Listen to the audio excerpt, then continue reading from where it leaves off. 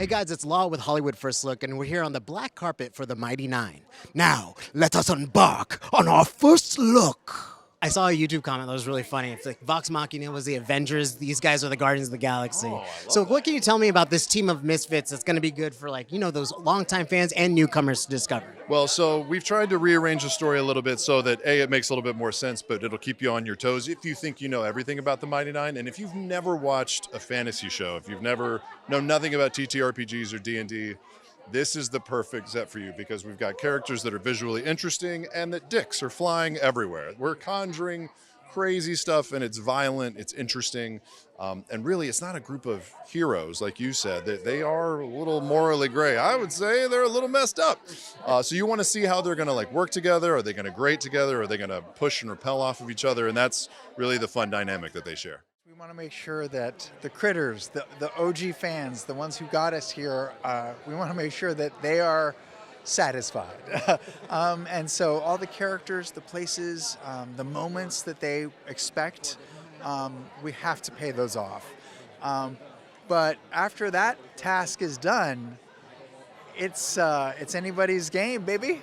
So we're trying to mix it up a little bit, shift the story not only to make it a better television series, a better season of TV, but also to keep people on their toes, to keep the audience guessing on what's going to happen next. And it's really exciting. The first 3 episodes are all things that old school fans have never seen before. I was really happy that because it's not a D&D game where we're sitting with Matt and we don't have to be the focus. We can kind of walk away and see all of these things that we knew were happening behind the scenes and the things that were affecting us as a group.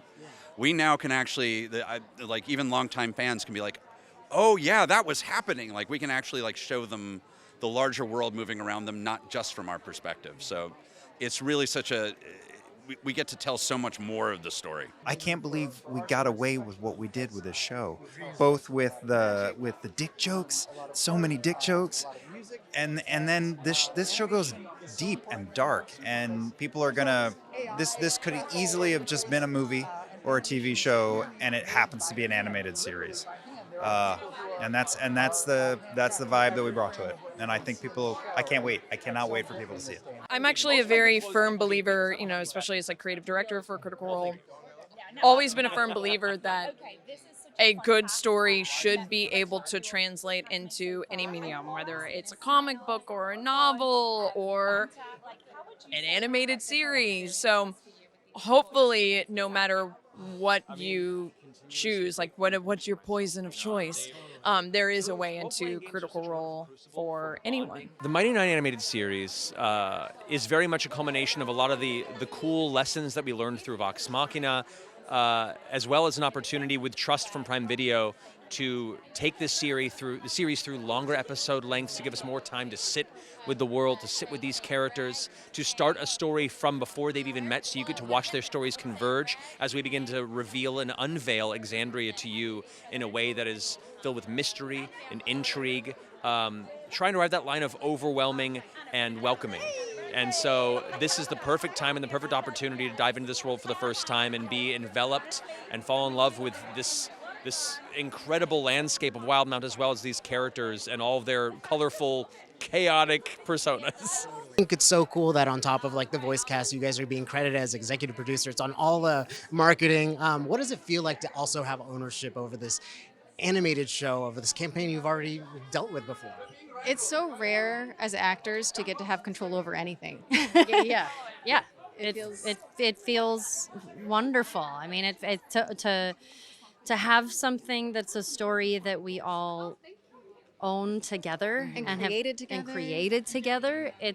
There's not a feeling that's similar that I can describe to it. It's not just a blessing, it is bizarre, because when you're a writer and you come up to an issue or a problem with the character, you usually have to be, alone in your room beating your head against a wall until you figure it out. But instead, I could call Liam and be like, hey, Caleb, what would Caleb do here? Or hey, Sam, what would not do? I could talk to the character who did the thing, and we could talk through it. And that, an incredible resource for sure, but also just a blast, honestly.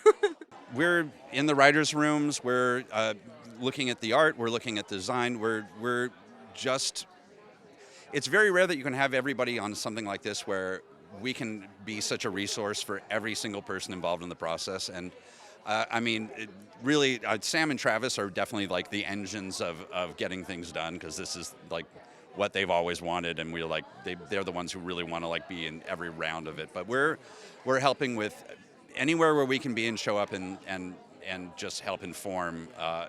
And it's and I mean it's why it looks so good and why it's so much fun is you know, we can go in there and like have a conversation with some of the designers, and they come back and they're like this, and you're like, actually that's better than I thought, thank you, never mind. While we're entering the show differently than they did in the live show, it still feels the same.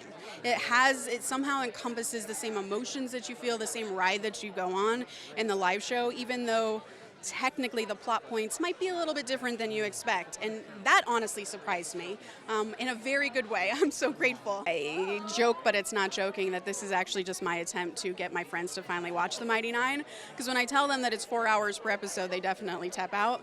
But no, I mean, the characters are so amazing, and it's a travesty that people can't invest that time because they have lives. I get it. I didn't have a life for a while, so I just binged the show. So yeah, it is definitely, you don't need homework. You don't need to know anything about Vox Machina, D&D, or anything. Come in straight the way some of my friends are. The nature of the Mighty Nein campaign and campaign 2 and the very like complex geopolitical web that Matt wove from the beginning, you know, it was, like I said, it was a complicated story from the beginning. So figuring out ways to seamlessly translate that and to show our audience a little bit of like the peek behind the curtain of the bad guys, even things, you know, when you're doing a Dungeons and Dragons campaign, it's a very singular first person, so to say, perspective of the story, because you're just following the adventuring party. But what's great about the animated series is you can cut behind enemy lines and see what schemes and machinations are happening behind the scenes. So I'm really excited for people to see that.